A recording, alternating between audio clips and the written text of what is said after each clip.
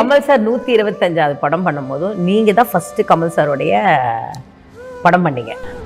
எனக்குள் ஒருவன் படம் நடிச்சீங்க, கரெக்டா? கரெக்ட். ஸோ 125 படம் அவர் முடிச்சிட்டாரு.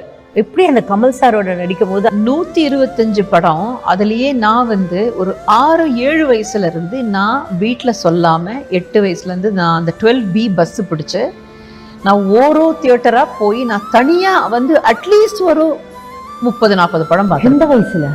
Right from 7-8. Get my பண்ணாங்களா வீட்ல? No, they never knew. So I am such a fan. So I used to go from, இந்த மயிலாப்பூர்ல இருந்து 12B பஸ் பிடிச்சு லஸ்ல நிறைய தியேட்டர்ஸ், அதுலயும் நிறைய படம் பார்த்துருக்கேன். அதுக்கப்புறம் அடையாறும் பேர் நான் எப்படி டிஃபால்ட்ல அலைவா இருக்கேன்னு தான் இருக்கேன் இப்போ.